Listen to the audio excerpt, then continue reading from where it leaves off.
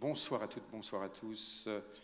Pour ceux qu'on nous aurions pas encore vus ou croisés, c'est le moment aussi de vous souhaiter une belle année 2023, en espérant qu'elle sera bien meilleure que les années précédentes. En tout cas pour nous, elle sera très dense avec toutes les nouveautés qui se mettent en place, avec les nouvelles structures du Jardin des Sciences.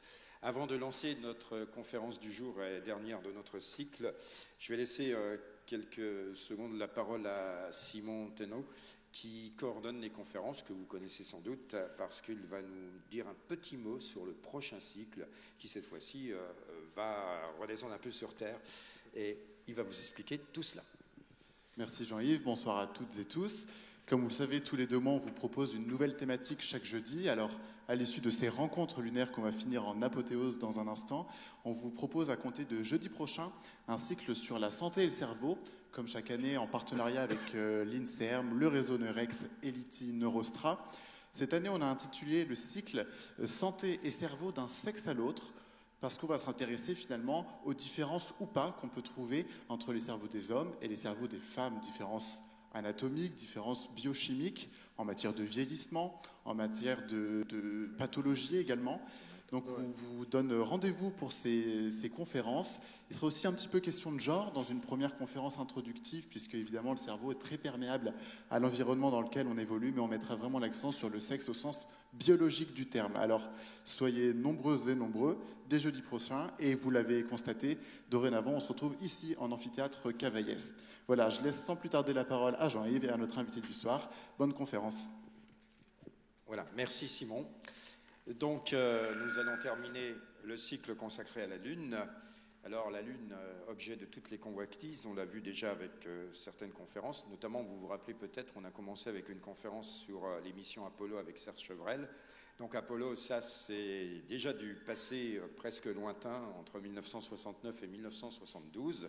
Mais vous savez que depuis, on a revu tous ces projets lunaires et on s'est lancé dans une nouvelle entreprise internationale, puisque les Européens sont aussi de la partie, qui s'appelle la mission Artemis. Et la mission Artemis, avec quelques attentes un peu longues de temps en temps, elle a finalement bien démarré, puisque le 16 novembre dernier, vous avez peut-être toutes et tous assisté devant vos téléviseurs, parce que je pense que vous n'avez pas eu la même chance que notre invité d'être sur site là-bas à Cap Canaveral.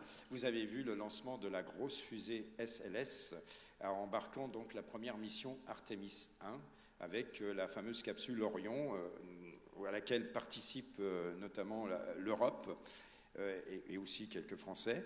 Et cette mission est spectaculaire. Elle est réussie puisqu'on a réussi à faire revenir ce module le 11 décembre dernier. Donc c'est une belle aventure qui commence et il nous semblait important de terminer ce cycle en vous racontant en quelque sorte ce beau projet qui va passer étape par étape du côté de la Lune avec une première étape humaine autour et ensuite on espère de voir hommes et femmes, puisque tel est le projet, en 2025, si tout va bien. Mais notre invité vous racontera peut-être qu'on va voir des étapes qui vont se mettre un petit peu plus progressivement en place. Mais je vais lui laisser la parole dans un instant. Alors Philippe Hénin-Rejos est rédacteur en chef de la revue Ciel Espace. Vous savez, c'est cette revue qui a été créée par l'Association française d'astronomie, l'AFA.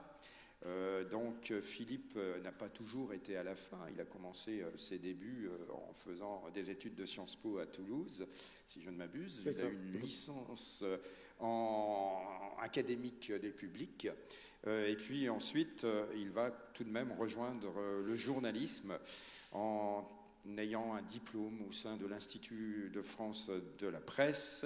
Et ensuite, il va obtenir un DESS des techniques de l'information et de la communication. Quand on parle de communication, qu'on s'intéresse et qu'on est passionné avec l'astronomie, le spatial, à un moment donné, ça se rejoint tout cela. Et Philippe va avoir la chance de croiser Alain Sirou, que peut-être certains d'entre vous connaissent, qui est un des personnages clés de l'AFA et de Ciel et Espace. Et Alain Sirou va lui faire confiance et va lui donner la mission de rédacteur en chef de cette revue que l'on vous conseille. Mais Philippe écrit également des ouvrages. Son dernier, c'est « Ils ont marché sur la Lune ». Ça, c'est l'avant-dernier. C'est l'avant-dernier. Le dernier, il va vous... C'est Mars-Terre. Voilà, Mars-Terre, exact. Donc, plein de bons bouquins aussi à vous conseiller. Je lui laisse la parole pour nous présenter cette mission Artemis. Bonne soirée. Et n'oubliez pas, il y a des questions à la fin. Merci beaucoup. Alors, le travail a déjà été fait, vous allez voir. Comment la NASA veut retourner sur la Lune? J'espère pouvoir répondre à cette question, mais vous allez voir que ça va être partiel, parce qu'on ne sait pas tout. Il y a effectivement un nouveau programme lunaire après Apollo, longtemps, 50 ans après Apollo, qui s'appelle Artemis. On voit les contours de ce programme se dessiner, mais tout n'est pas encore totalement décidé, tout n'est pas en tout cas exposé au public. Et donc comment on va retourner sur la Lune? Ça va être au moyen d'une fusée, mais avant, pour nous mettre bien dans l'ambiance, c'était le 16 novembre dernier, on a un élément de réponse. 6, 5, 4 stage engine start. 3, 2, 1. Boosters in ignition. And liftoff of Artemis 1. We rise together back to the moon and beyond.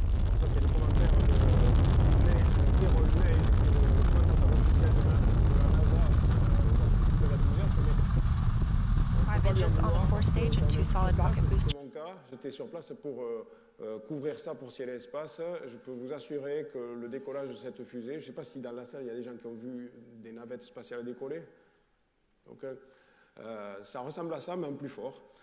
Ça ressemble beaucoup à ce que d'autres gens plus anciens ont pu connaître quand la fusée Saturne V du programme Apollo décollait, parce que cette fusée-là, en termes de puissance, c'est tout simplement la plus puissante jamais construite. Elle est même plus puissante que la fusée Saturne V, j'y reviendrai dans quelques minutes. Alors ça, c'est la première étape, 16 novembre, mission Artemis 1, donc du programme Artemis, dont le but est d'envoyer le vaisseau habitable, mais pas habité, il n'y avait personne à bord, vers la Lune, pour faire un premier test.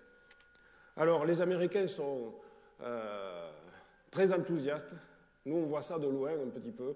Voilà la bannière qu'il y avait sur le pas de tir, avant le pas de tir, « We are going ». Ils ne disent même pas où ils vont. Ils savent que c'est vers la Lune.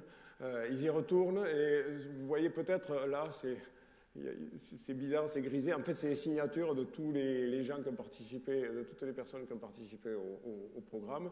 Alors, we are going, yes, but how?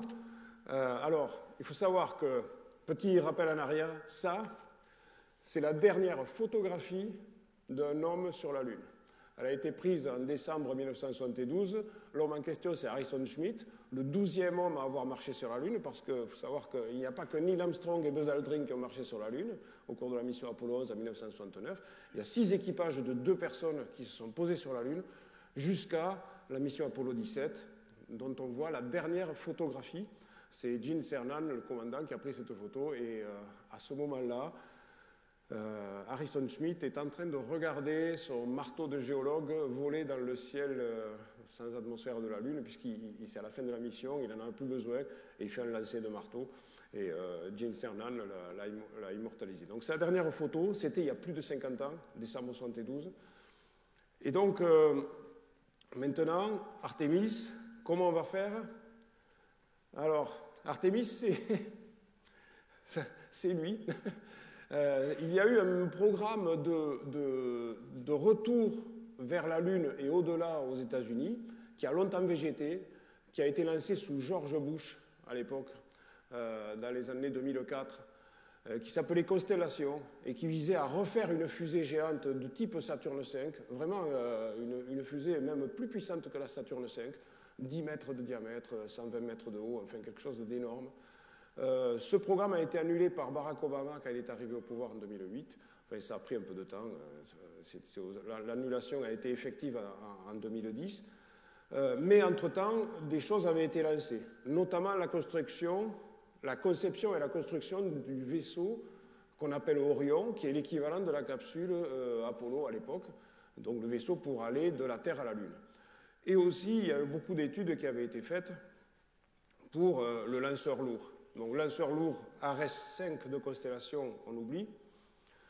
Et il n'y a plus rien, mais le Sénat continue à vouloir faire marcher l'industrie américaine et Barack Obama arrête le programme lunaire, mais il dit de toute façon on va avoir besoin d'un lanceur lourd pour aller vers la Lune et au-delà si on a un programme plus tard. Donc ça reste un peu dans les limbes, mais la fusée géante dont on vient de voir le décollage et la capsule continuent, bon an mal an, à être fabriquées, sans programme. Arrive Trump à la présidence, alors lui il s'en fout, lui il ne sait pas où se trouve Mars, il ne sait pas où se trouve la Lune, mais Mike Pence, son vice-président, et Scott Pace, qui est un ancien de la NASA, qui a beaucoup été impliqué dans les réflexions sur faut-il continuer le programme Constellation, faut-il aller sur la Lune d'abord, puis sur Mars ensuite, etc., ont instillé l'idée de retourner sur la Lune. Et puis de toute façon, comme Obama avait abandonné le programme lunaire, Trump s'est dit qu'il fallait le remettre. Donc Trump remet sur les rails Constellation. Constellation, c'est ça. On a vu tout à l'heure une image d'Apollo. Dans l'idée, à ce moment-là, on est un an ou deux après l'élection de Trump, on va faire un programme de retour sur la Lune avec un vaisseau pour se poser, et on ne va pas faire simplement des bivouacs sur la Lune, comme c'était le cas pour les missions Apollo. Je rappelle que les missions Apollo, Buzz Aldrin et Neil Armstrong sont restés 20 heures sur la Lune. Ils ont marché 2 heures à l'extérieur. La dernière mission, dont on a vu la photo tout à l'heure, Harrison Schmitt et Gene Cernan sont restés 3 jours sur la Lune, et ils ont fait 3 sorties d'environ 7 heures. 20 heures, ils sont restés 20 heures en scaphandre. Mais on était aux limites du LEM de l'époque. Donc Artemis, l'idée, c'est vraiment de s'installer sur la Lune, voire d'y faire une base. Et donc c'est un peu ironique parce que Trump claironne que ça va être la première femme qui va aller sur la Lune, puisqu'il n'y a que des hommes qui se sont posés sur la Lune, donc c'est assez ironique que ce soit ce personnage-là qui annonce ça. Mais en fait, le programme Artemis est à ce moment-là lancé, et dans la foulée, il est doté, puisque aux États-Unis, ça se traduit par des votes budgétaires au Sénat et à la Chambre des représentants, et le budget de la NASA augmente quelque peu pour continuer la mise au point des éléments. Alors les éléments, je vous en ai déjà parlé, sont 2 photos que j'ai prises quand j'étais à Cap Canaveral. Donc vous avez à gauche la fusée SLS, donc Space Launch System. Donc pour faire simple, sur les vestiges de Constellation, on a décidé aux États-Unis de faire une fusée comme ça, qui serait moins puissante que Ares 5 et qui permettrait de s'arracher à l'attraction terrestre et surtout à l'orbite terrestre. Et pour ça, il faut de la puissance et d'envoyer plusieurs dizaines de tonnes vers la Lune. Donc il faut une fusée et il faut, ce truc-là, c'est une ébauche, mais c'est une ébauche de la capsule Artemis 3, j'y reviendrai. On voit la coque intérieure, c'est dans le bâtiment d'assemblage qui se trouve au Kennedy Space Center. J'ai eu la chance d'aller voir ça. Donc normalement, d'après les plans d'Artemis que je vais vous détailler, eh bien, cette capsule devrait emporter un équipage autour de la Lune et permettre à 2 membres de cet équipage de se poser sur la Lune. Alors, la fusée d'abord. Je vous ai mis en parallèle la fusée SLS et la navette spatiale parce que vous voyez, c'est évident qu'il y a des similitudes. Le but, c'était, quand Constellation a été abandonnée, de faire un lanceur lourd à moindre frais. Et pour ça, quoi de mieux que de reprendre de la technologie existante. Donc on voit les 2 boosters latéraux, les 2 petites fusées blanches qui sont de part et d'autre du corps central qui est orange, aussi bien sur la navette que sur SLS. Ce sont des boosters à poudre, des propulseurs à poudre. Et vous voyez qu'ils ont la même tête. Donc c'était simple, il suffisait de prendre ceux de la navette. Il y avait déjà le matériel, les usines de production existaient, tout ça était sur l'étagère en quelque sorte. Les rallonger d'un segment, parce que ceux de la navette faisaient 4 segments, ceux de SLS en font 5. Et puis vous voyez le corps central, il est orange, c'est la même couleur. Alors il n'a pas été peint en orange, c'est que il y a une mousse isolante qui enveloppe ce corps central. Ça fait le même. Alors celui de la fusée SLS est plus long. mais il a le même diamètre, 8,40 mètres. Et la même fonction, il contient les réservoirs d'hydrogène et d'oxygène liquide qui permettent, à l'époque, au moteur de la navette qui était là, en fait, ce gros bidon orange, c'était le réservoir de la navette, mais il était tellement volumineux qu'il ne contenait pas dans le véhicule, donc on le mettait à l'extérieur.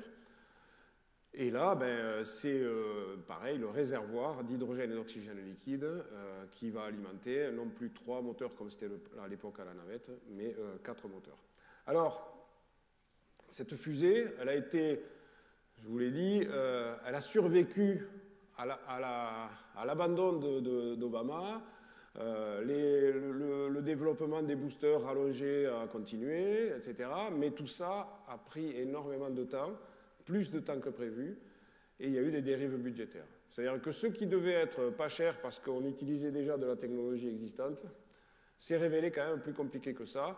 La faute un peu au contractant principal qui est Boeing, au départ, mais pas uniquement, peut-être à la gestion de la NASA. Bref, au départ, on imaginait un lancement de cette fusée en 2016, même 2016-2017. Vous voyez que le premier lancement a eu lieu là, en 2022, aux portes de 2023, je dirais. Et surtout, elle devait coûter à chaque lancement environ un peu moins d'$1 milliard. Et là, d'après les estimations, on est à plus de 4 milliards de dollars par lancement. Donc il y a eu quand même des soucis sur ce lanceur. Je vous détaillais le lanceur, il est quand même assez impressionnant. Voilà, on a refait cette infographie qui existait à la NASA, on l'a traduite en français, ce qui est un peu mieux.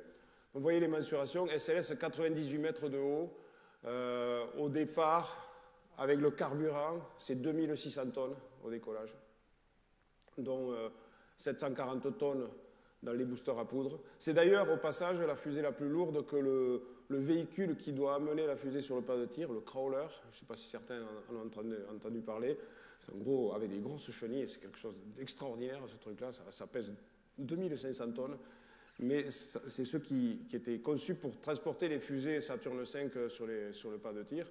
Mais les fusées Saturne V, elles pesaient beaucoup moins parce que quand on les transportait, elles étaient vides.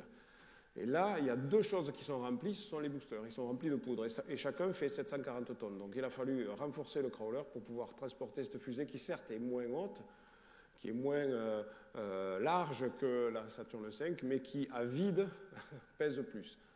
Et vous avez 4 moteurs RS-25. C'est quoi? C'est les moteurs de la navette spatiale. Vous voyez encore toujours la même idée de récupérer ce qui existait déjà et pas de construire du nouveau parce que ça coûte cher. Le vaisseau Orion, en haut, va pouvoir accueillir 4 astronautes, mais j'y reviendrai.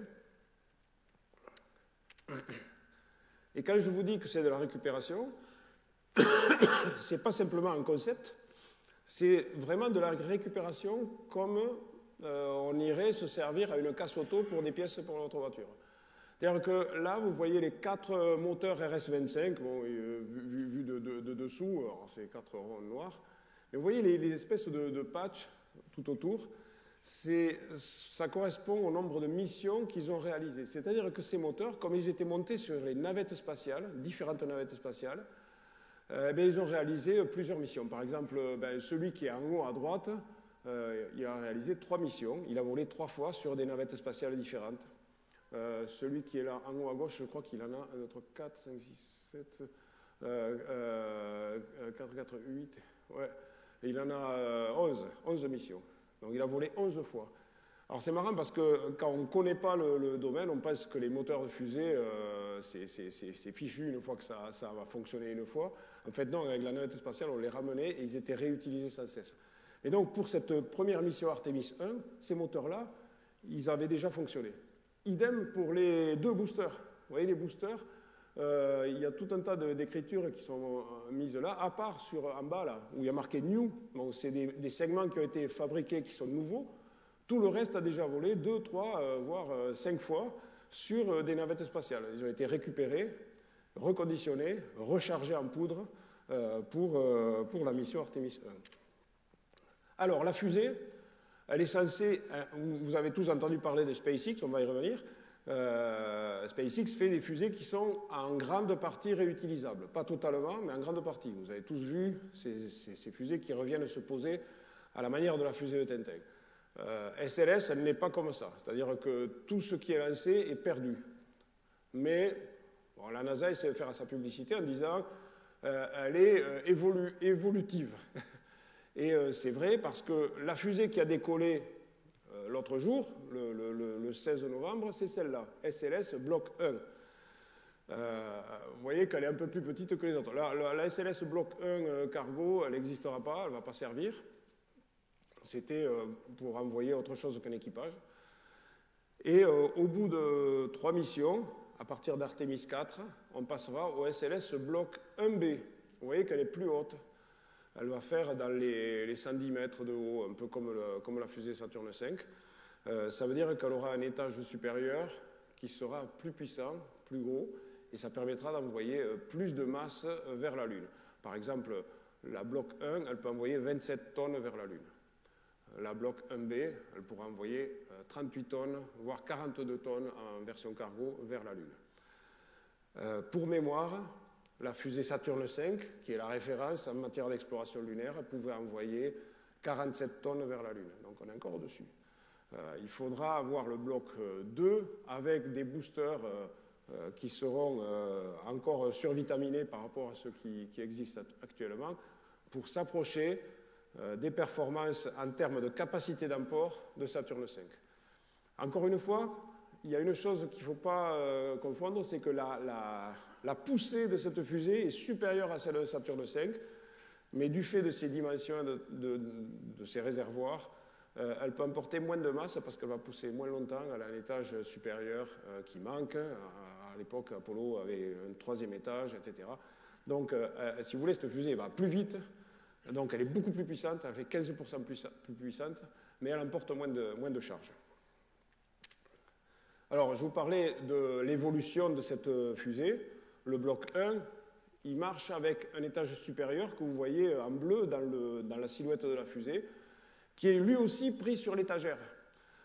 Au départ, on imaginait de rénover des moteurs J2 de la fusée Saturne V pour faire un étage supérieur. Mais c'était une propulsion cryogénique, il fallait tout ressortir du placard. Ça n'a pas marché, la NASA s'est un peu pris les pieds dans le tapis, c'était plus compliqué que prévu. Donc, la NASA a oublié ça et a préféré prendre un moteur et un étage déjà existant sur les fusées de United Launch Alliance, qui était une fusée Delta 4. Et donc, l'étage supérieur de la SLS, c'est un morceau d'une fusée déjà existante. Alors, il a été appelé ICPS pour Interim Cryogenic Propulsion Stage. Ça veut dire intérim, vous avez compris, ça ne va pas durer. C'est le temps qu'on mette au point la version 1B, qui sera ça. Vous voyez, l'intérim, il est là. C'est un moteur RL10, et là, il y en aura 4 moteurs RL10. Alors, j'ai déjà vu des photos dans les centres de la NASA où on prépare les bancs pour tester cette mission-là, parce que cet étage-là, parce que ça devrait entrer en service dès la mission Artemis 4, sur laquelle je reviendrai.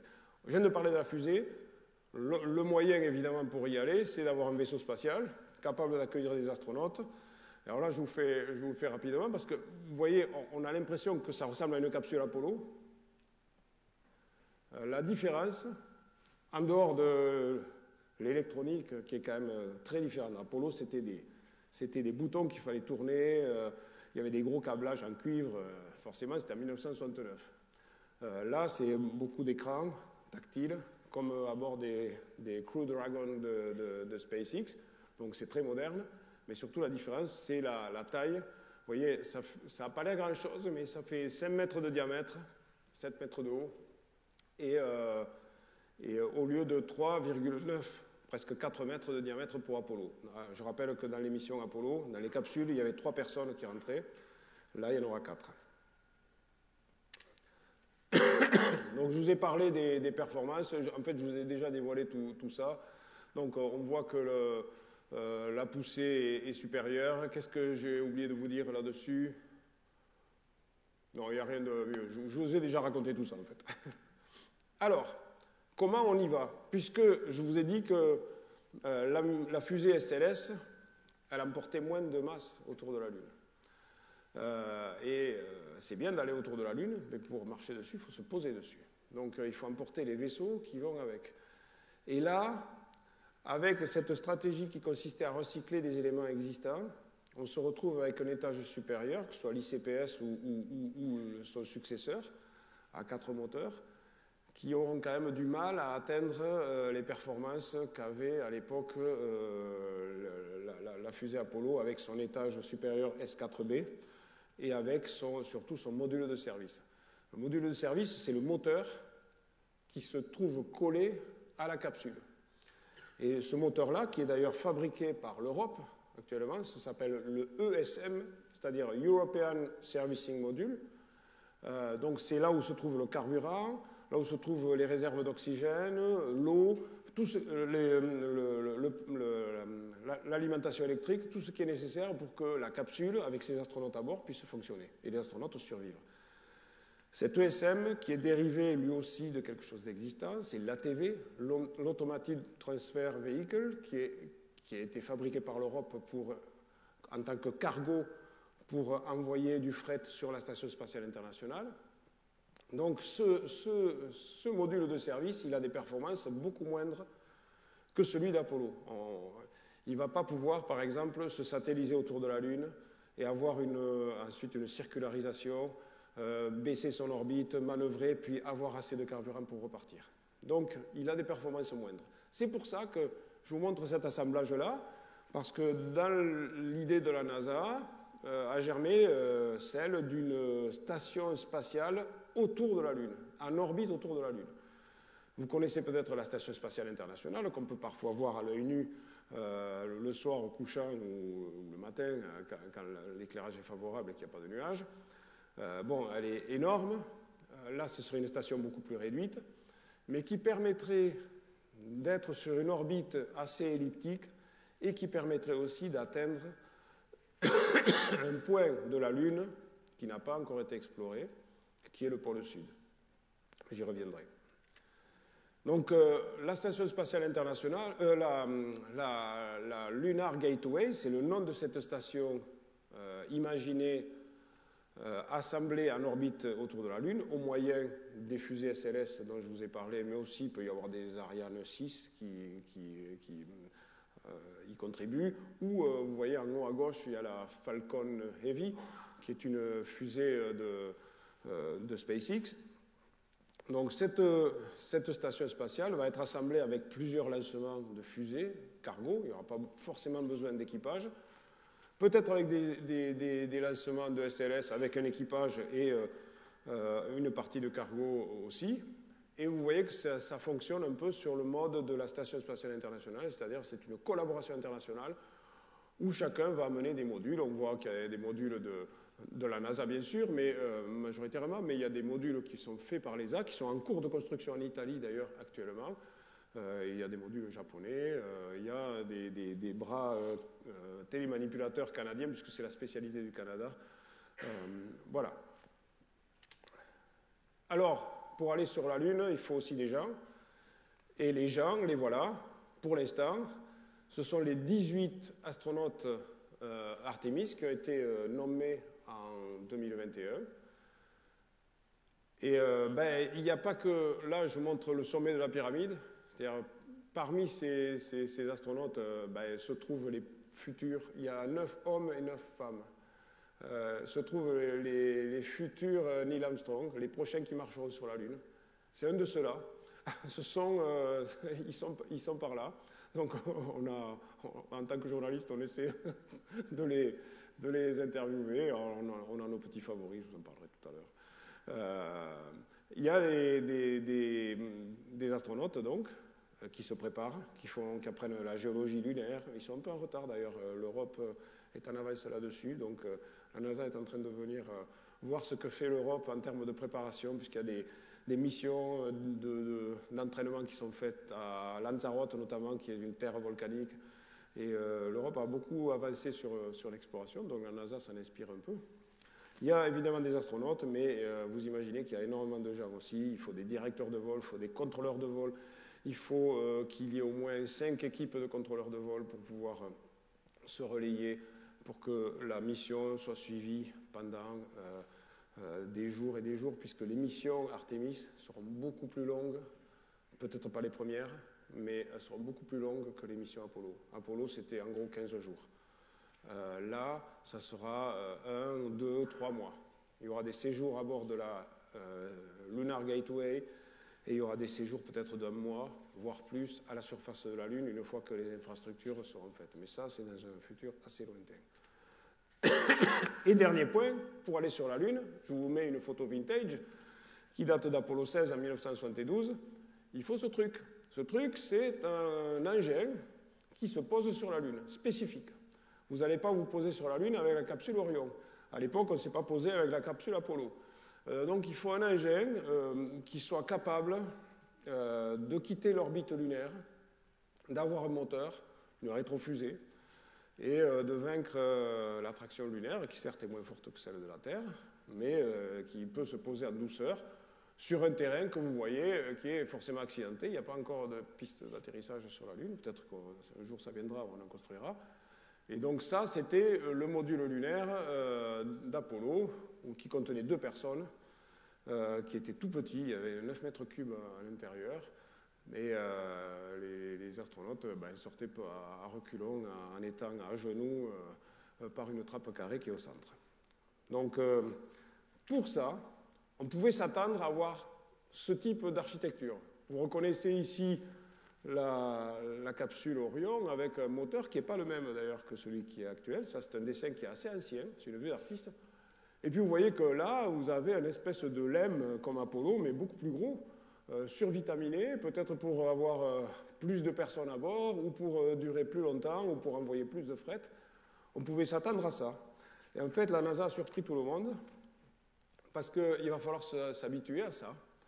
En avril 2021, la NASA a fait un appel d'offres à des sociétés privées pour savoir laquelle proposer un Human Landing System, c'est le nouveau nom du LEM d'Artemis, pour se poser sur la Lune. La méthode est différente de l'époque d'Apollo, parce qu'à l'époque d'Apollo, il y avait un cahier des charges et il y avait la société Grumman, qui était un prestataire extérieur, qui avait été chargé de fabriquer le LEM que vous avez vu sur l'image précédente, et la NASA surveillait de très près tout ça et même participait à la construction. Là, c'est plus une demande de service, tout simplement parce que à l'époque, en fin 2020 et début 2021, le Human Landing System, dans le programme Artemis, budgétairement, il n'était pas doté. Il y avait quelques millions qui étaient là, quelques dizaines de millions, mais ça ne suffit pas, ça se compte certainement en milliards. Le fait de mettre au point un vaisseau fiable, capable de déposer des humains sur la Lune et de les faire repartir en toute sécurité. Donc la NASA n'avait pas ça, n'avait pas obtenu les financements du Congrès, et donc, dans une espèce peut-être de pied de nez, on avait dit, puisque c'est ça, on va se tourner vers le privé, on va demander clé en main un Human Landing System. Alors il y avait à l'époque Jeff Bezos de Blue Origin qui avait monté une équipe avec d'autres sociétés privées qui proposait en gros un LEM un peu plus gros, ça s'appelait le Blue Moon. Et puis il y avait SpaceX, mais SpaceX, Elon Musk, son patron, avait annoncé depuis 2016 qu'il voudrait faire ça. Alors c'est pour ça que vous voyez Mars derrière, c'est un vaisseau destiné à coloniser Mars. C'est un vaisseau qui devait emporter des dizaines de passagers à chaque fois et faire des allers-retours entre la Terre et Mars. Et Musk a postulé pour la NASA en disant je vais faire une version lunaire. Et en fait, il a gagné. Il a gagné et il a même été le seul. Alors, il va falloir s'habituer à ça. Ça, c'est une photo qui a été prise il y a quelques jours, peut-être 2 semaines maximum, au Texas, à Boca Chica. Le vaisseau Human Landing System donc, d'Artemis, il est là. Ça s'appelle le Starship. C'est le truc noir, l'espèce de fusée de Tintin qui est juchée sur une autre fusée. Pour vous donner les dimensions, la partie noire, donc le Starship, mesure 50 mètres de haut et 9 mètres de diamètre. Vous voyez que c'est quand même pas une plaisanterie parce que pour lancer le Starship, il faut bien qu'il parte de la Terre si on veut l'amener sur la Lune.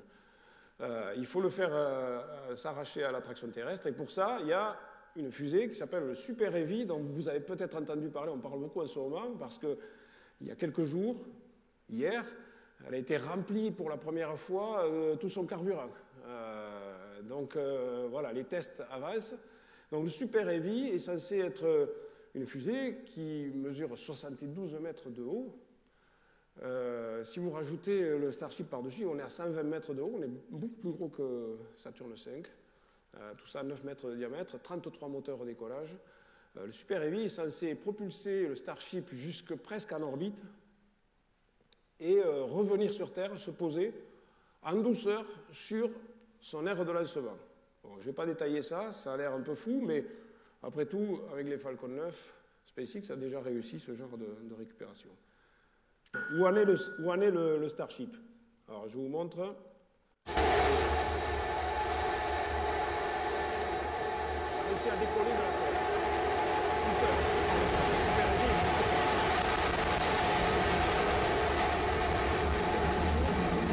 Ça a permis d'aller à peu près à 10 km d'altitude avec 3 moteurs. Et le même jour, ensuite, ce Starship est retombé comme une pierre. Alors, pas tout à fait comme une pierre. Vous voyez qu'il plane, il a des ailes qui lui permettent, bon la transmission n'était pas très bonne, qui permettent de planer un petit peu comme ça, à l'horizontale. And we have ignition. Starship heading back to the landing zone. Donc si un Starship doit un jour se poser sur la Lune,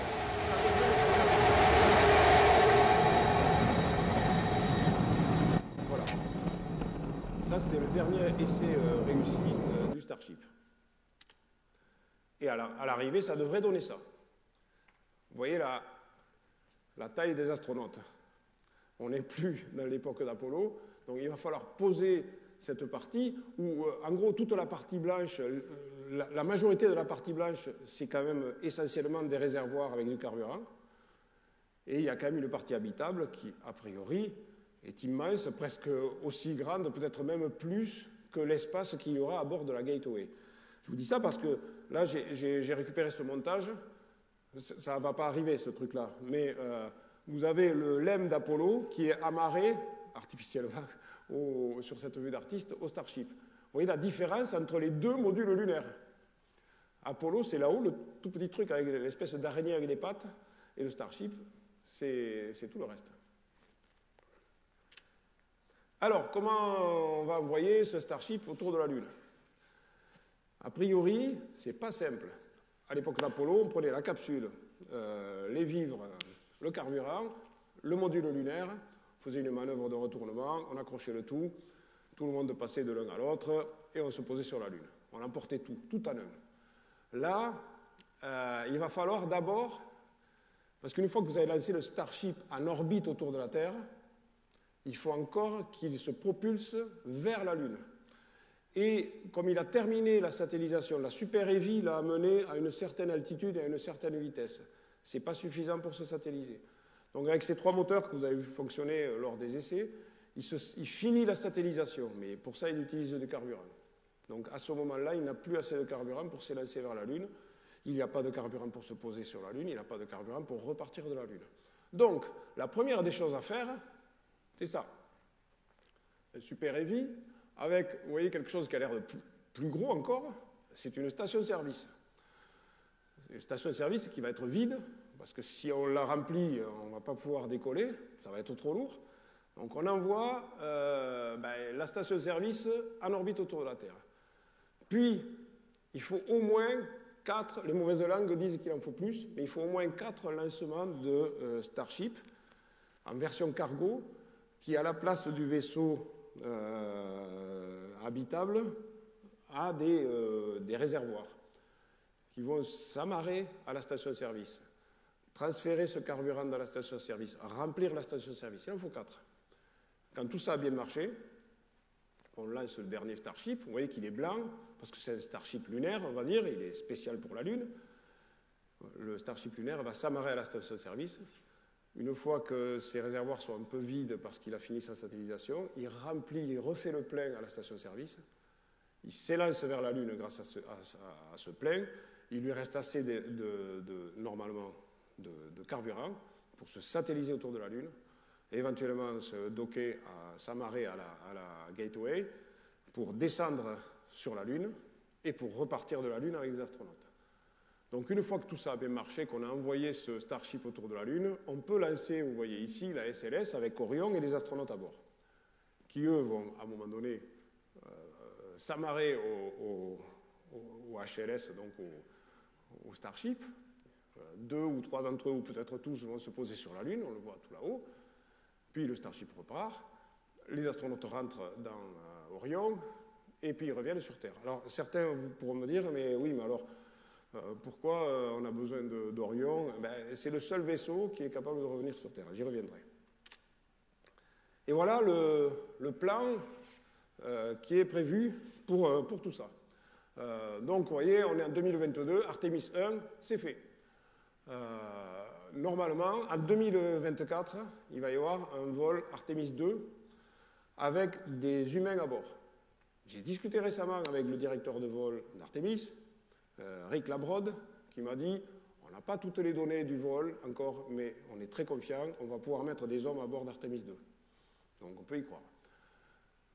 Et puis, normalement, en 2025, devrait se dérouler ce que Trump avait annoncé pour 2024, qui correspondait normalement à la fin de son deuxième mandat.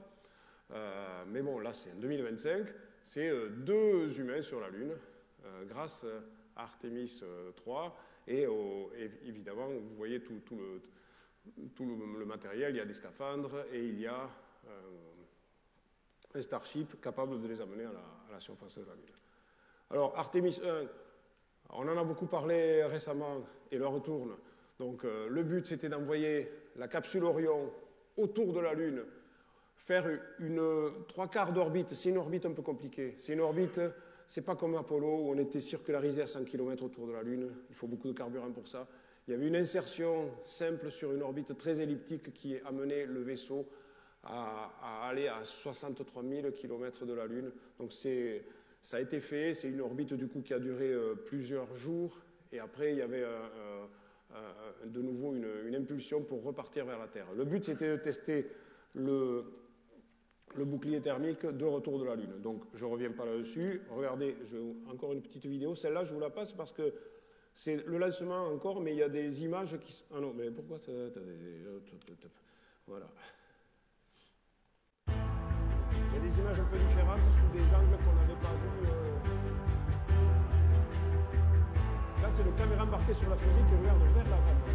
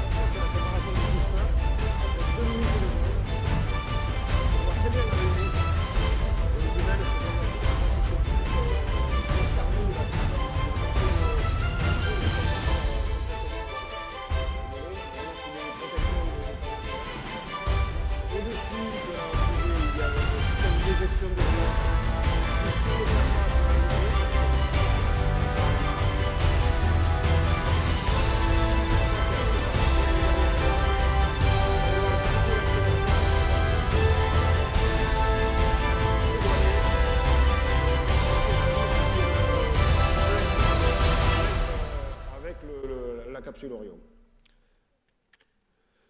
Donc le 21 novembre, après un lancement réussi le 16, la capsule Orion en automatique, alors il y avait des caméras partout, il y avait 16 caméras, photographie la face cachée de la Lune à une centaine de kilomètres à peu près. Et puis elle s'éloigne de la Lune, vous voyez, la Lune est toute petite, là. On n'est plus en survol. On est à l'opposé, donc c'est pour ça que la Terre est derrière. D'ailleurs, peu après cette photo, la Terre a été éclipsée entièrement par la Lune, donc il y a eu une coupure des communications. Ça, c'est des choses que la NASA doit réapprendre. Ça existait lors des missions Apollo. Et puis, il y avait un petit truc marrant à bord. Ça, vous voyez que c'est beaucoup plus dépouillé. Alors, évidemment, la capsule Orion n'est pas finie. Elle n'était pas pilotable à ce moment-là. Il n'y a pas tous les systèmes. Mais là, il y a un mannequin avec la combinaison qui va servir pour les vols, qui est une combinaison, au passage, qui sert de vaisseau de secours. Si jamais la pressurisation vient à faire défaut, les astronautes peuvent survivre 6 jours dans cette combinaison. De manière, comment ils vont boire et manger? Il y a un trou dans le casque avec une soupape. Ils peuvent s'alimenter comme ça. Si vraiment la capsule Orion a une défaillance majeure, ça peut leur servir pour survivre. Et puis à bord, il y avait là, petit truc, c'est Snoopy.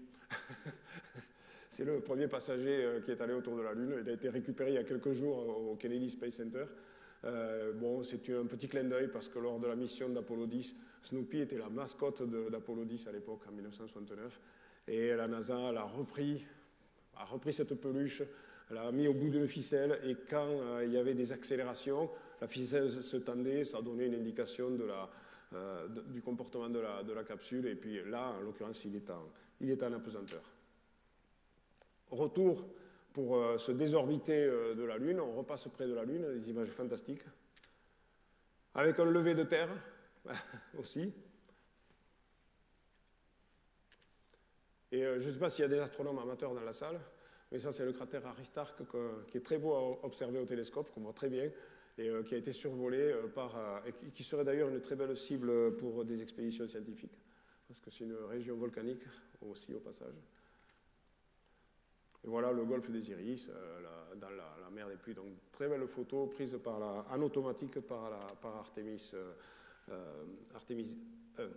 Et donc, ça s'est terminé le 11 décembre par, vous le voyez, la rentrée dans l'atmosphère de la capsule. Ce n'est pas anodin, c'était l'objectif numéro 1 de la mission. C'était à tester le bouclier thermique lors du retour de la Lune, parce que quand on revient de la Lune, on revient très vite. 39 000 km/h. Splashdown. Et la NASA a d'ailleurs... From Tranquility Base to Taurus Littrow to the tranquil waters of the Pacific, the latest chapter of NASA's journey to the moon comes to a close. Orion, back on Earth. Je me demandais pourquoi. Et en fait, il m'a dit... Unofficial splashdown time, 11:40 and 30 seconds a.m. Central Time.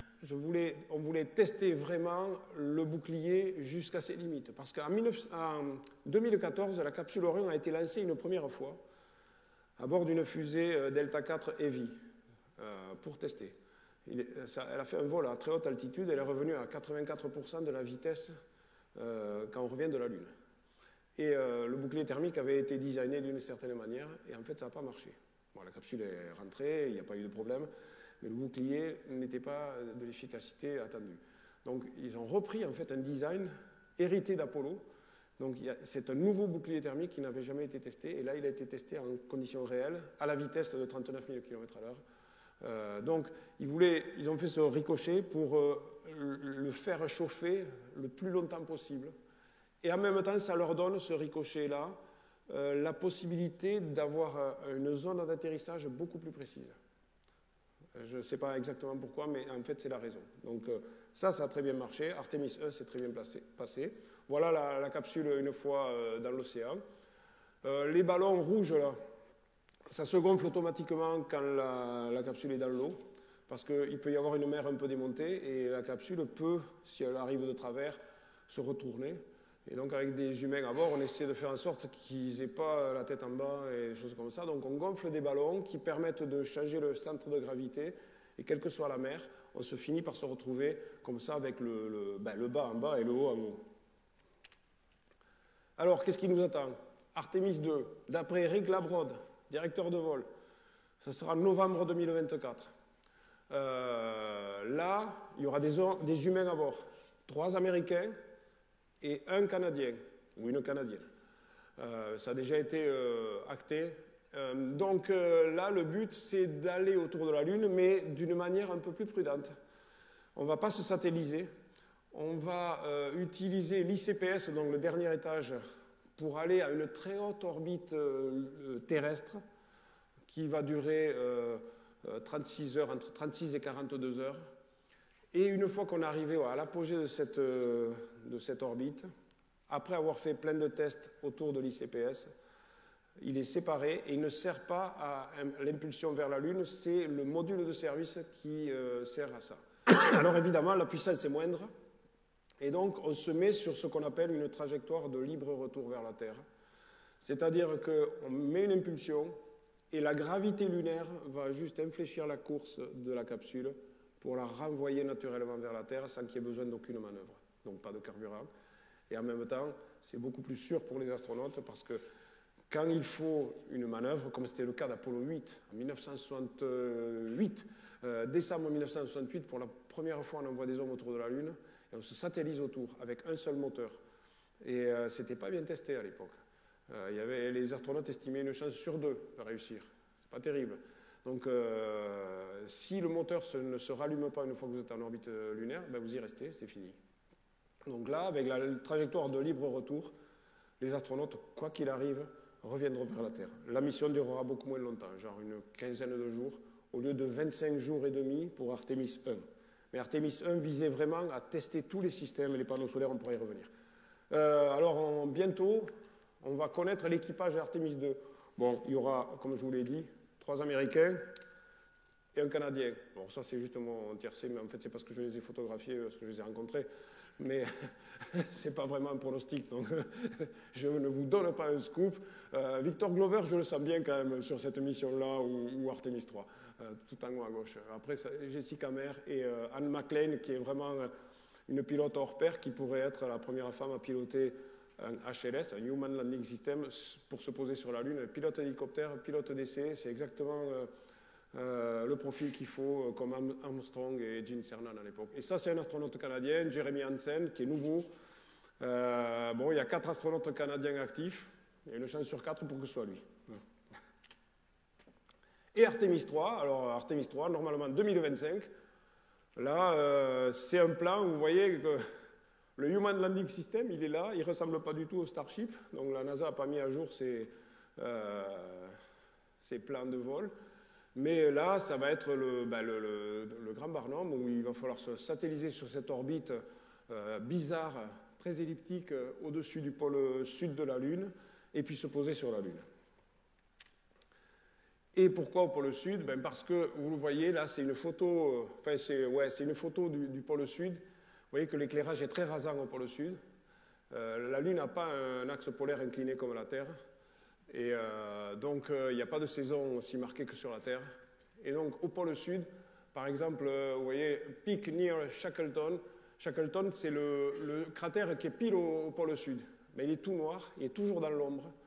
Et on pense qu'il y a des glaces, enfin on est quasiment sûr qu'il y a des glaces d'eau qui se trouvent là. Alors c'est très intéressant pour la science parce que ça a pu être apporté par des comètes, des astéroïdes, des corps célestes, quels qu'ils soient.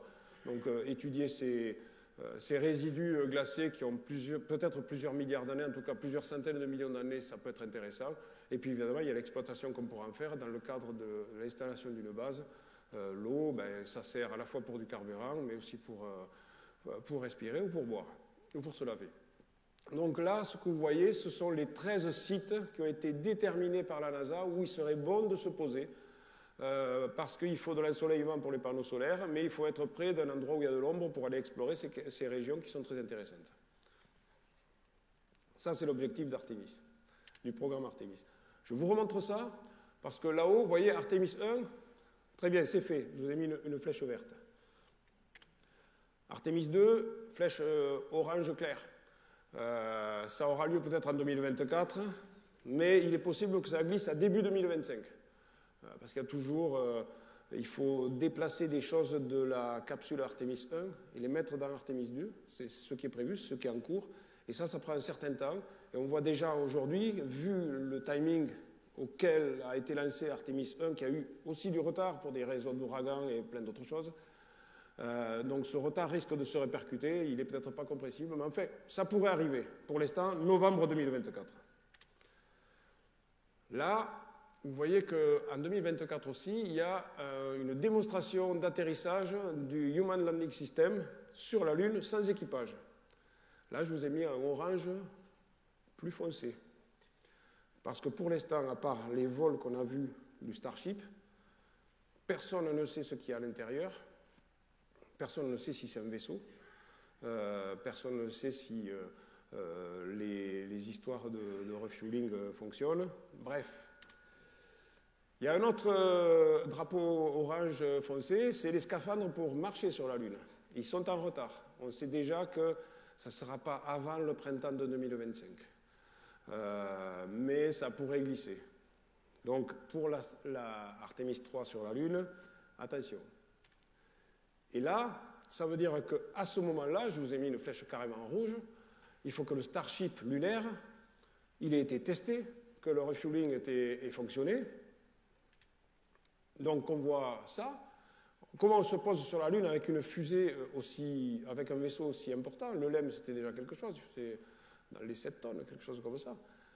Là, ça va être beaucoup plus important. Donc, ce qu'on voit ici, c'est une vue d'artiste d'un atterrissage avec, on suppose, des moteurs sur les côtés parce que si on fait cracher les moteurs du fond, ça va envoyer des roches partout parce qu'il y a de la puissance, il y a de la masse à gérer.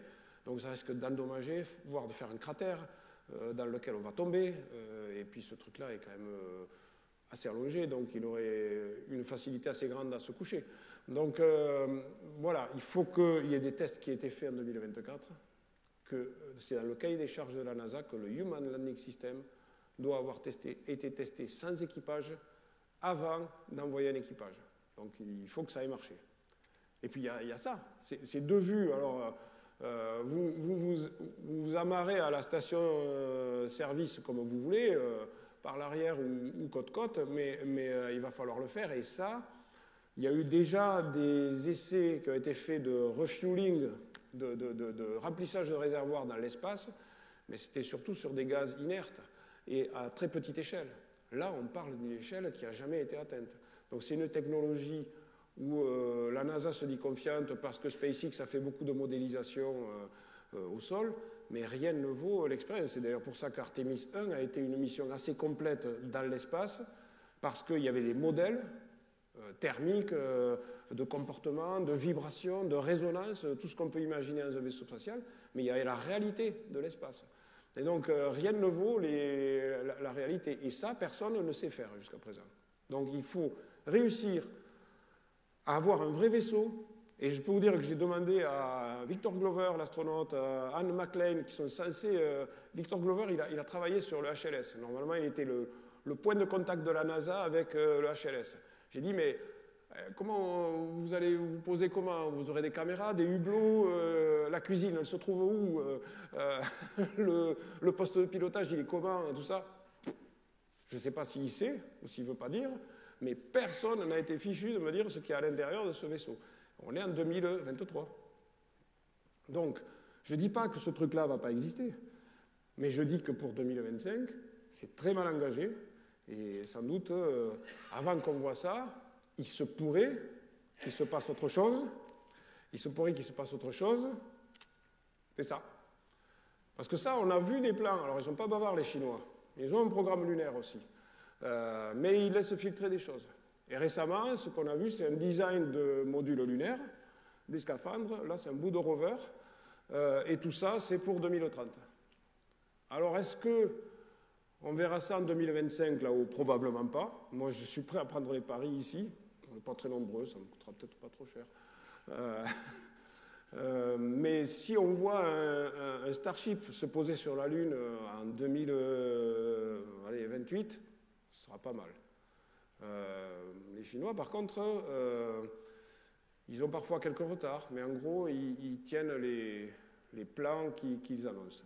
Donc, il y a une course, oui, et ça pourrait être intéressant. Est-ce que Artemis sera le moyen que les humains ont retrouvé pour aller sur la Lune de nouveau, ou est-ce que ce sera les Chinois? On verra. Mais il y a match, là. Il y a match. Et je finis par une page de publicité, quand même.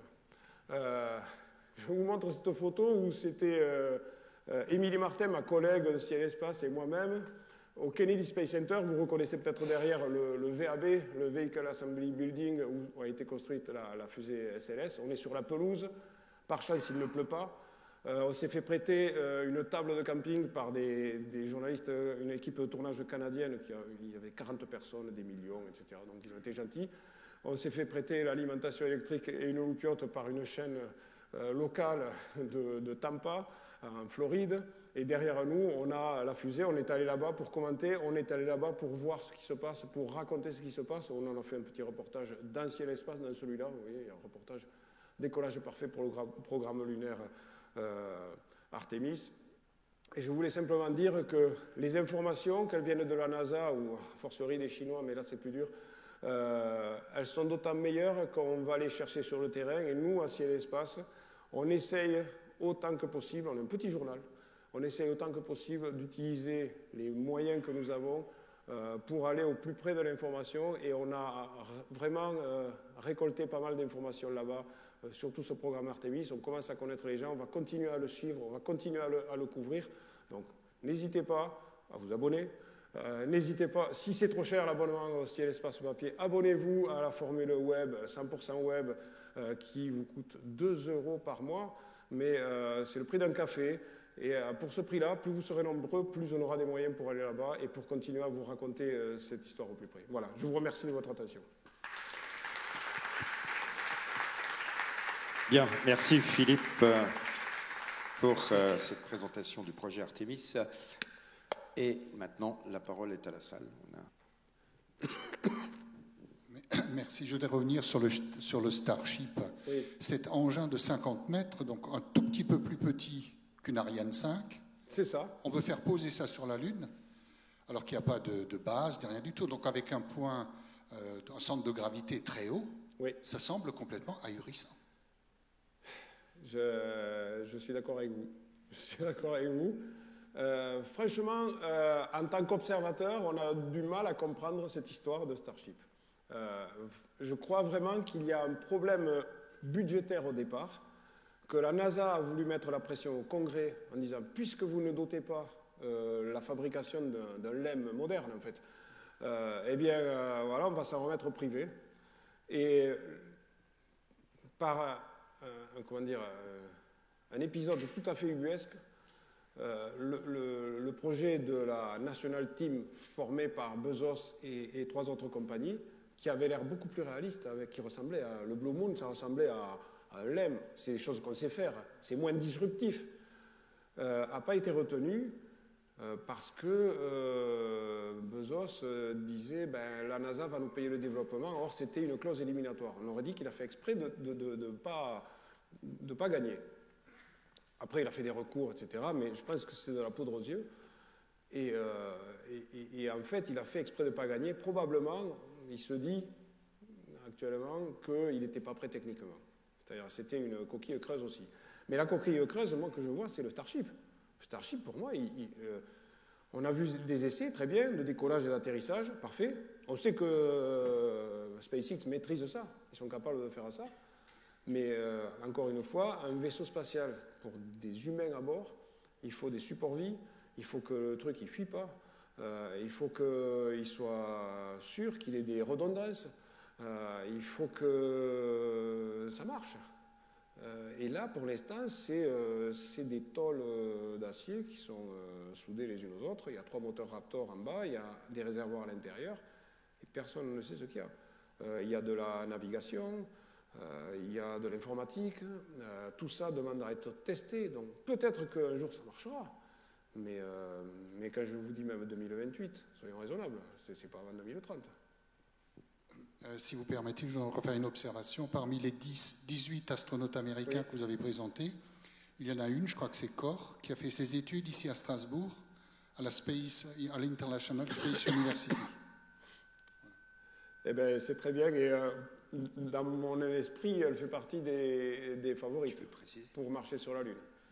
Ça tombe bien, on a quelqu'un de l'ISU ici qui peut répondre à la question, je pense. Oui, alors je vous remercie pour ce commentaire et puis pour cette très belle présentation. En fait, c'est Jessica Mayer qui a fait son master effectivement à l'Université spatiale internationale qui est à Ilkirch. Alors, elle connaît bien Strasbourg, elle y a passé 1 an avant de faire son stage de master à la NASA. Mais, merci pour la référence. Et donc, c'est quand même elle qui a passé le plus de temps en orbite pour une astronaute américaine. plus de 325 jours, je crois, de tête. Hein, je me trompe peut-être, il faudra regarder, vérifier sur Internet. Donc, elle a fait des sorties dans l'espace. Donc, elle a une expérience d'astronaute qui la pose en très bonne position pour éventuellement être la première à marcher sur la Lune. Mais on verra. C'est une chance sur 18. Voilà. Et ce sera bien pour les UF. D'autres questions? Oui, monsieur. En écoutant votre réponse à la première question, si je comprends bien, la NASA ne paye rien à Elon Musk. Oui. Enfin, elle achète le service. Voilà, c'est ça. Ok, mais le développement, il le finance. C'est ça. On parle de quel montant, à votre avis? Alors, je n'en sais rien parce que c'est assez opaque. Côté, comment c'est enfin, c'est même c'est même complètement aveugle, en fait. Quand vous voyez, même les Falcon 9, dont on sait qu'elles fonctionnent, elles sont réutilisées, etc., on ne connaît pas le rendement et le bénéfice et les coûts réels. Ça, on est dans le privé, donc on ne sait pas. On connaît les budgets de la NASA, ça on le sait. C'est pour ça que je vous ai dit au début que la SLS avait un dépassement énorme, qu'elle coûtait plus de 4,1 milliards par lancement. Ça on le sait, parce que c'est public. Il y a une obligation de transparence, même si ça ne leur fait pas plaisir, même si de temps en temps ils sont un peu langue de bois. Mais dans le privé, ils font ce qu'ils veulent, on ne sait pas. La NASA achète clé en main un Human Landing System et elle fera ce qu'il faut pour vérifier que les astronautes sont bien en sécurité, mais elle n'y met pas son nez. C'est exactement une démarche très différente de celle qui avait été à l'époque avec le LEM fabriqué par Grumman, qui était aussi une société privée, mais qui était simplement un sous-traitant de la NASA à l'époque. Et je peux vous dire qu'à l'époque, il y avait des astronautes du programme Apollo qui étaient dans les usines Grumman en permanence pour refaire le design. Par exemple, la porte au départ pour sortir, elle était ronde. Et ils se sont aperçus que ça ne passait pas avec les PLSS, enfin, les systèmes de survie derrière. Donc il y a Pete Conrad, qui a été le commandant d'Apollo 12, qui a dit « Mais non, vous me faites une porte carrée ». Donc c'était un échange permanent. Là aujourd'hui, c'est pour ça que j'ai posé la question aux astronautes, j'ai posé la question à des gens à la NASA, mais personne ne m'a répondu. Moi je ne sais pas, Bill Nelson, on l'a eu en face, l'administrateur de la NASA, il dit, ils sont très prêts, lui il fait une réponse très politique, ils sont prêts, tout va bien, on croit toujours à 2025. Déjà on ne sait pas si Artemis 2 ne va pas glisser à 2025, donc c'est n'importe quoi. Voilà. J'ai une question par ici tout en haut. Oui. Bonsoir. Bonsoir. Je constate que dans toutes les matières, il y a une fuite en avant dans la surdimension des engins, des fusées. Et ce qui est contraire à la nature, dans la nature, on trouve la finesse de la nature. Et j'ai une question qui est un peu hors sujet, parce que je ne m'attendais pas à ça comme c'est présenté. La Lune, elle ne tourne pas sur elle-même, contrairement... Pardon, j'ai pas entendu. La Lune ne tourne pas sur elle-même, contrairement aux planètes du système solaire. Comment vous expliquez cela? Alors, la Lune tourne sur elle-même. Simplement, elle tourne dans le même temps qu'elle met pour faire un tour de la Terre. Donc nous, depuis la Terre, pour nous, il nous semble qu'elle ne tourne pas. Mais la Lune tourne sur elle-même. Monsieur. Oui, bonjour. Alors, moi, je suis personnellement un grand fan du retour des humains sur la Lune, mais au-delà de l'aspect scientifique qui aurait peut-être pu aussi être rempli par des sondes, est-ce qu'il y a un véritable intérêt à y envoyer des hommes, ou est-ce que c'est avant tout une question politique? C'est une question politique. Il faut être clair là-dessus. La Lune, ça a toujours été une question politique, et ça l'est toujours encore aujourd'hui. Oui, il y a un intérêt scientifique à aller explorer le pôle sud de la Lune, etc. Et oui, on l'a vu par les missions Apollo, quand on envoie des humains, ils sont capables en très peu de temps de faire énormément de choses. Même la plupart, à part Harrison Schmitt le dernier, ce n'étaient pas des scientifiques, c'était des militaires. Ils ont été un peu formés. L'être humain, une fois qu'il est sur place, il est capable de s'adapter, de se débrouiller, de régler tout un tas de problèmes. Bon, il en pose d'autres, il faut emmener plein de vivres et tout ça, ça coûte très cher. Mais en très peu de temps, les astronautes d'Apollo ont fait grandir la connaissance du système solaire tout entier très très vite. Mais on pourrait très bien se satisfaire de sondes, en effet. La Lune, le fait de ce retour sur la Lune, c'est éminemment politique. On va préparer un numéro spécial, on est en train de le préparer bientôt sur Artemis, à Ciel et Espace, et on a travaillé ces positions-là, ces questions-là, pardon, et clairement, oui, sur cette question, il y aura un papier, et c'est même politique centré sur les États-Unis. C'est-à-dire que même la Chine, c'est un peu une espèce de chiffon rouge. Les États-Unis ont besoin de ça. C'est presque un vecteur d'unité des États-Unis. Vous savez, après le 6 janvier, les problèmes qu'il y a eu, l'attaque du Capitole, a été réveillée aux États-Unis cette force qui n'avait pas été aussi forte depuis plus de 200 ans, depuis que les États-Unis se sont constitués, qui est de séparer les États, que chaque État soit indépendant.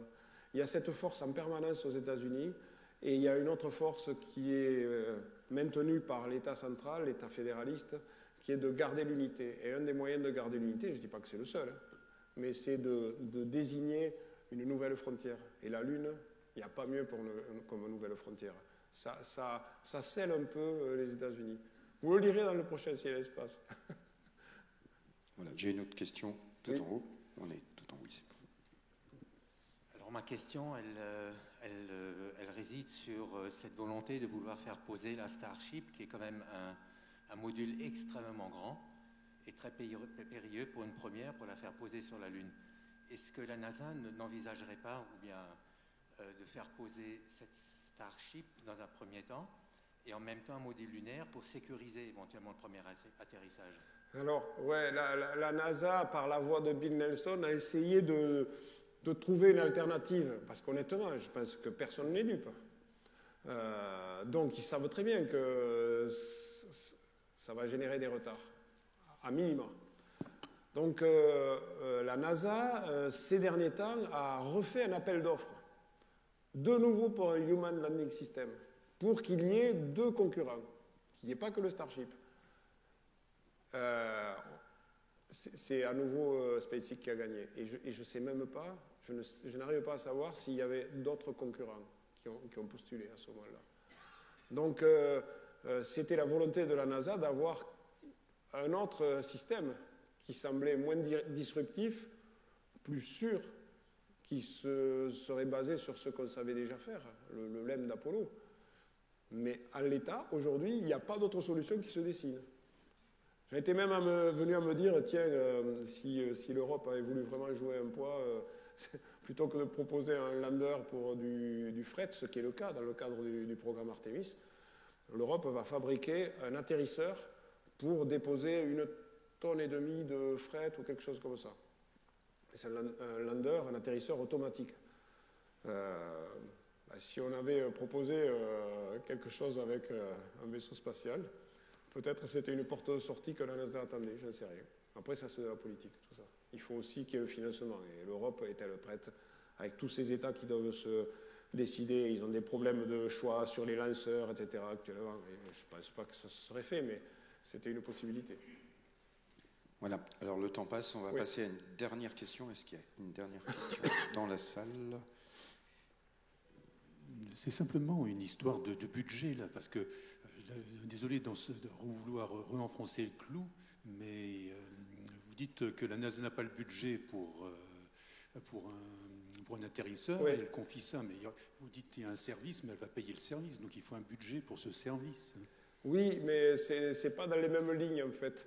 Et quand on regardait, j'avais regardé les demandes budgétaires pour la NASA, donc tout est chiffré, il y a plein de lignes, et ce Human Landing System était chaque fois, amoindri, la dotation était amoindrie par le Congrès qui n'en voulait pas, en fait. Donc à l'arrivée, c'est une loi qui est votée chaque fois. La NASA, c'est un organisme d'État, donc son budget, il est voté par la loi américaine, par le Congrès. Il y a des navettes entre la Chambre des représentants et le Sénat. Il faut qu'ils se mettent d'accord. Alors, ça, ils s'entendent bien là, sur le spatial, c'est bipartisan, démocrates et républicains arrivent à des bons compromis. mais ils n'ont jamais doté la recherche et développement pour fabriquer un nouveau vaisseau pour se poser sur la Lune. Donc la NASA a pris d'autres lignes budgétaires pratiquement où on demande un service et c'était au plus offrant. Et donc SpaceX a fait une offre qui ne coûtait pas très cher, qui était certainement bien en dessous de ce que ça aurait coûté de développer en interne un vaisseau de A à Z. Mais on va voir si ça marche, parce que SpaceX, c'est pas miraculeux. Il va leur falloir le temps, la ressource humaine, la ressource financière, technique, pour développer ce vaisseau qui est d'une ambition démesurée. Donc ça va leur prendre du temps. Ça va leur prendre du temps et beaucoup d'argent. À suivre. À suivre. Je ne sais pas, je n'ai pas la réponse. Et encore, on n'a pas parlé de Mars pour l'instant. Non, n'en parlons pas. Merci en tout cas Philippe pour cette intervention. Merci à toutes et à tous. Merci.